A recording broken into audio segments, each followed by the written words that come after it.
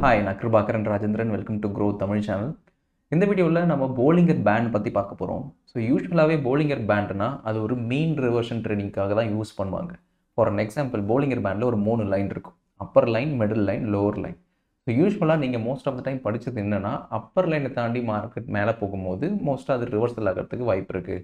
அதனால் Appar line touch பண்ணாலே short பண்ணுங்கள். அதேமாதிரி லோவர் லைன் கீழே வந்துட்டாலே மார்க்கெட் வந்து ஒரு ஓவர் சோல்ட் ரீஜன் வந்துருச்சு, அங்கேருந்து ரிவர்சல் ஆகிறதுக்கு நிறையவே சான்ஸ் இருக்குது, அங்கே போயிட்டு பை பண்ணுங்க அப்படின்னு தான் சொல்லுவாங்க. But most of the time நீங்கள் பார்த்தீங்கன்னா அப்பர் பேண்டில் ஷார்ட் பண்ணிங்கன்னா ஃபர்தராக மார்க்கெட் மேலே போயிருக்கலாம். அதேமாதிரி லோவர் பேண்டில் பை பண்ணியிருந்தீங்கன்னா இன்னும் ஃபர்தராக கீழே கூட போயிருந்துருக்கலாம். ஸோ இதை அவாய்ட் பண்ணுறதுக்கு எப்படி போலிங்கர் பேண்டை யூஸ் பண்ணி பிரேக் அவுட் ட்ரேடிங் பண்ணலாம், அதை தான் நம்ம இந்த வீடியோவில் பார்க்க போகிறோம்.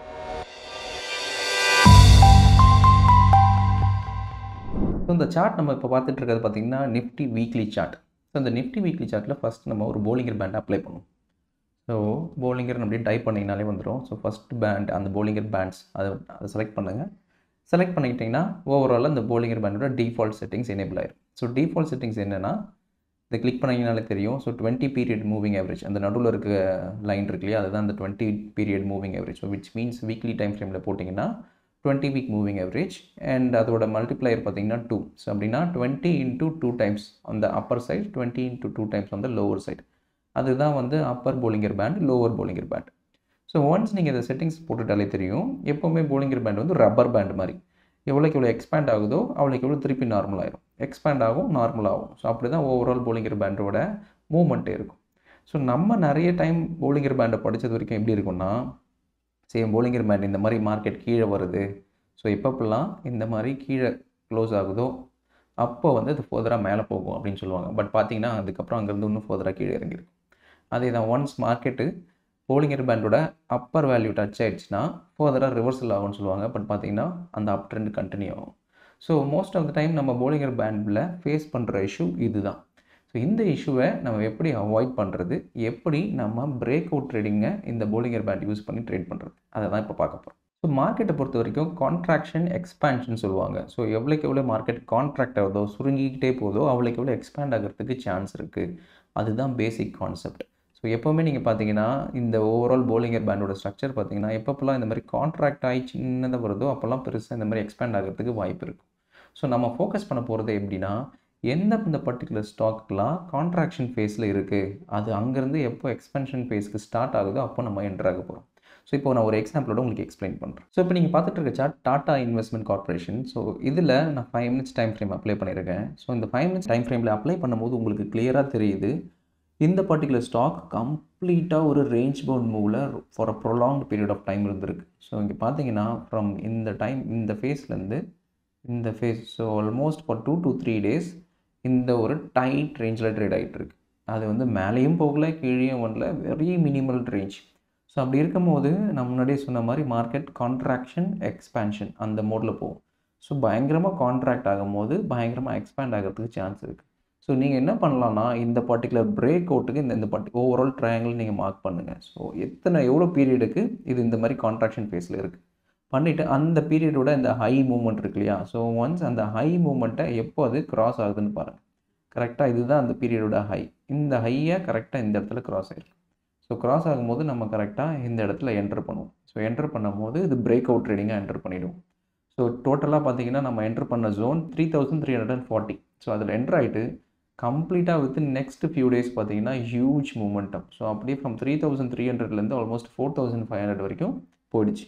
ஸோ கம்ப்ளீட்டாகவே இந்த ஓவரால் ட்ரெண்டை, இந்த பிரேக் அவுட் மூவ்மெண்ட்டை நம்ம கேப்சர் பண்ணியிருப்போம். ஏன்னா இந்த ஸ்குவீஸை நம்ம மானிட்டர் பண்ணியிருப்போம். ஸோ போலிங்கர் பேண்டை பொறுத்த வரைக்கும் ஸ்குவீஸை மானிட்டர் பண்ணுறது தான் ரொம்ப ரொம்ப முக்கியமான விஷயம்.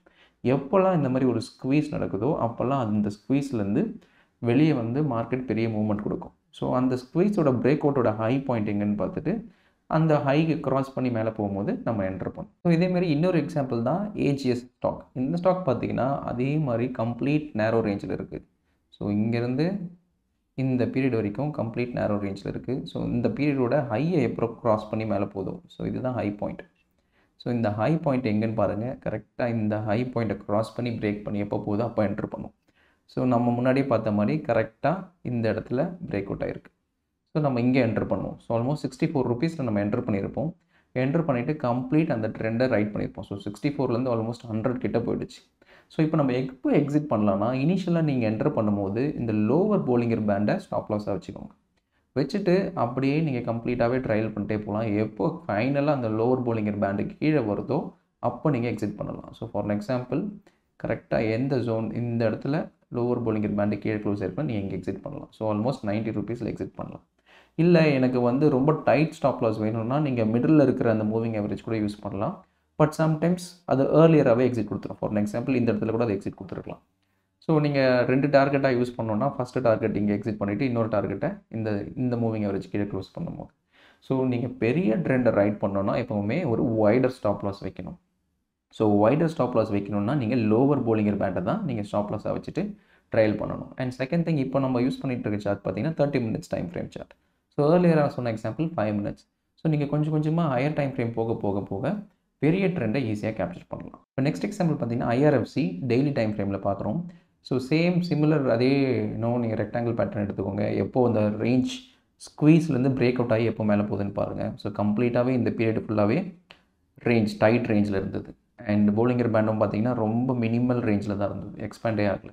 அண்ட் கரெக்டாக இந்த இடத்த க்ராஸ் பண்ணி மார்க்கெட் மேலே போயிடுச்சு. ஸோ அதோட டாப் ஹை எப்போ க்ராஸ் பண்ணி மேலே போகுது, 38 க்ராஸ் பண்ணி மேலே போகும்போது ஆல்மோஸ்ட் 38லேருந்து 78 வரைக்கும் போயிடுச்சு. ஸோ நமக்கான என்ட்ரி சிக்னல் 38 வந்திருக்கும். அண்ட் எக்ஸிட் சிக்னல் பார்த்திங்கன்னா எப்போ இந்த லோவர் போலிங்கர் பேண்டில் க்ளோஸ் ஆகுதோ அப்போ எக்ஸிட் பண்ணியிருப்போம். ஸோ இதுவே வந்து ஒரு 100% ப்ராஃபிட் எடுத்திருப்போம். ஃபர்தராக பார்த்தீங்கன்னா இன்னொரு ஸ்குவீஸ் அதே மாதிரி கொடுத்துருக்கு. ஸோ இங்கே ஒன்ஸ் எக்ஸ்பேண்ட் ஆனதுக்கப்புறமா திருப்பி கான்ட்ராக்ஷன் ஃபேஸில் போச்சு. அண்ட் கான்ட்ராக்ஷன் ஃபேஸில் பார்த்தீங்கன்னா இந்த இடம் தான் நம்மளோட டைட் ரேஞ்ச். ஸோ இந்த டைட் ரேஞ்சை விட்டு எப்போ மார்க்கெட் மேலே போகுது அப்படின்னு நம்ம வெயிட் பண்ணணும். பார்த்தீங்கன்னா அதே மாதிரி இந்த ஹையை க்ராஸ் பண்ணி போயிருக்கும். ஸோ 96 க்ராஸ் பண்ணி மேலே போயிருப்போம். ஸோ நம்ம கரெக்டாக அந்த இடத்துல என்ட்ரு பண்ணியிருப்போம். ஸோ ஒன்ஸ் என்ட்ரு பண்ணதுக்கப்புறமா பார்த்தீங்கன்னா 96லேருந்து அதுக்கப்புறமா அது லோவர் போலிங்கர் பேண்டை டச்சே பண்ணல. ஸோ இமீடியட்டாகவே ஃப்ரம் 96லேருந்து ராக்கெட் மேலே போகிற மாதிரி கம்ப்ளீட்டாகவே மேலே போயிடுச்சு. ஆல்மோஸ்ட் 178 ரூபீஸ் க்ராஸ் ஆகி மேலே போகுது. இன்னும் நமக்கு எக்ஸிட் சிக்னல் வரல. ஸோ இன்னும் நம்ம ப்ராஃபிட்டபிள் மோடில் தான் இருப்போம். ஸோ 96ல் என்ட்ரு ஆகிட்டு ஃபர்தராக இப்போ பார்த்தீங்கன்னா ஆல்மோஸ்ட் டபுள் ஆகிடுச்சு. அண்ட் இது எப்போ கீழே லோவர் போலிங்கர் பேண்டு கீழே க்ராஸ் ஆகுதோ அப்போ தான் நம்ம எக்ஸிட் பண்ணுவோம். ஸோ இந்த மாதிரி ஃபஸ்ட்டு 5 மினிட்ஸ் டைம் ஃப்ரேம் பார்த்தோம். நெக்ஸ்ட் 30 மினிட்ஸ் டைம் ஃப்ரேம் பார்த்தோம். இப்போ டெய்லி டைம் ஃப்ரேமில் பார்க்கும்போது நமக்கான ட்ரேடிங் ஆப்பர்ச்சுனிட்டி விண்டோவும் அதிகமாக இருக்கும். ஓவரால் ப்ராஃபிட் பொட்டன்ஷியலும் அதிகமாக இருக்கும். ஸோ இப்போ நம்ம இன்னும் ஹையர் டைம் ஃப்ரேமில் பார்ப்போம். இப்போ பார்க்குறது பார்த்தீங்கன்னா இந்த ஸ்டாக்கோட weekly time frame. So weekly time ஃப்ரேமில் இதே மாதிரி ரேஞ்ச் கான்ட்ராக்ஷனில் இருக்குது. ஸோ ரொம்ப டைட் ரேஞ்சில் இந்த வரைக்கும் ட்ரேட் ஆகிட்டு இருந்தது. ஸோ ஆல்மோஸ்ட் பார்த்தீங்கன்னா நமக்கான பிரேக் அவுட் பாயிண்ட்டு இந்த 420 ரூபீஸில் கொடுத்தது. ஸோ நம்ம இந்த இடத்துல என்ட்ரு ஆகிட்டு லோவர் போலிங்கர் பேண்டை முன்னாடியே சொன்ன மாதிரி ஸ்டாப் லாஸாக வச்சுருப்போம், இனிஷியல் ஸ்டாப் லாஸாக. அங்கேருந்து நம்ம அப்படியே ட்ரையல் பண்ணியிருப்போம். ஸோ இந்த இடத்துல ஒரு வீக்கர் பாயிண்ட் வந்தால் கூட லோவர் போலிங்கர் பேண்டுக்கு கீழே க்ளோஸ் ஆகலை, டச் பண்ணிவிட்டு திருப்பி ஃபர்தராக ரெஸ்யூம் ஆகிடுச்சு. ஸோ கம்ப்ளீட்டாகவே நம்ம ஆல்மோஸ்ட் 426ல் என்ட்ரு ஆகிட்டு இந்த அப் ட்ரெண்டை இன்னும் கூட நம்ம ஹோல்ட் பண்ணியிருப்போம் வீக்லி டைம் ஃப்ரேமில் நீங்கள் ஒரு பொசிஷனல் ட்ரேடராக இருந்தால். ஸோ முன்னாடி நான் சொன்னபடி நீங்கள் மிடில் லைன் யூஸ் பண்ணிங்கன்னா அது ரொம்ப டைட் ஸ்டாப் லாஸாக இருக்கும். ஸோ பெரிய ட்ரெண்டை கேப்சர் பண்ண முடியாது. ஸோ நீங்கள் லோவர் போலிங்கர் பேண்டை ஸ்டாப் லாஸாக வச்சா தான் பெரிய ட்ரெண்டை கேப்சர் பண்ண முடியும். ஸோ ஆல்மோஸ்ட் 426ல் நம்ம என்ட்ராக இருப்போம். அதுவும் என்ட்ரான டைம் பார்த்தீங்கன்னா August 22, 2022. அண்ட் இப்போ 2024 வந்துருச்சு. ஸ்டில் நமக்கு எக்ஸிட் சிக்னலே வரல. இந்த கம்ப்ளீட் ட்ரெண்டை நம்ம கேப்சர் பண்ணியிருப்போம். ஸோ 400லேருந்து இப்போ எங்கேயோ போயிடுச்சு. ஆல்மோஸ்ட் 2355 ரூபீஸில் ட்ரேட் ஆகிட்டு இருக்கு. அண்ட் ஸ்டில் நமக்கு எக்ஸிட் சிக்னலே வரல. ஸோ இந்த மாதிரி நீங்கள் கம்ப்ளீட் ட்ரெண்டை நீங்கள் கேப்சர் பண்ணணும்னா வீக்லி டைம் ஃப்ரேம் போயிட்டு எப்போ இந்த மாதிரி ஸ்குவீஸில் இருக்குன்னு பாருங்கள். அந்த ஸ்குவீஸ்லேருந்து எப்போ வெளியே வருதோ அப்போ என்டர் ஆகிட்டு லோவர் போலிங்கர் பேண்டுக்கு கீழே எப்போ க்ளோஸ் ஆகுதோ அப்போ எக்ஸிட் பண்ணால் போதும். ஸோ அப்போ தான் வந்து நம்ம பெரிய ட்ரெண்டை ஈஸியாக கேப்சர் பண்ண முடியும். ஸோ இப்படி தான் போலிங்கர் பேண்டை யூஸ் பண்ணி பிரேக் அவுட் ட்ரேடிங் பண்ணலாம். ஸோ ஜென்ரலாக போலிங்கர் பேண்டை யூஸ் பண்ணி எல்லாம் மீன் ரிவர்ஷன் பண்ணுவாங்க. பட் இந்த மெத்தடை நம்ம ஃபாலோ பண்ணும்போது ஸ்டார்டிங் ஃப்ரம் 5 மினிட்ஸ் டைம் ஃப்ரேம்லேருந்து வீக்லி டைம் ஃப்ரேம் வரைக்கும் ஒவ்வொரு டைம் ஃப்ரேமுக்கான எக்ஸாம்பிள் நீங்கள் பார்க்கும்போது உங்களுக்கு தெரியும். எப்போல்லாம் அந்த ஸ்குவீஸ்லேருந்து வெளியே வருதோ அப்போது அந்த பிரேக் அவுட் பொட்டன்ஷியல் ரொம்பவே அதிகமாக இருக்கும். So larger the time frame higher the profit potential. So இந்த மெத்தடை நீங்கள் யூஸ் பண்ணி நெக்ஸ்ட் டைம் போலிங்கர் பேண்டை வச்சு ட்ரேட் பண்ணுங்கள். கண்டிப்பாக உங்களுக்கு ரொம்பவே ஹெல்ப்ஃபுல்லாக இருக்கும். So I'll see you guys next week with another video. Bye.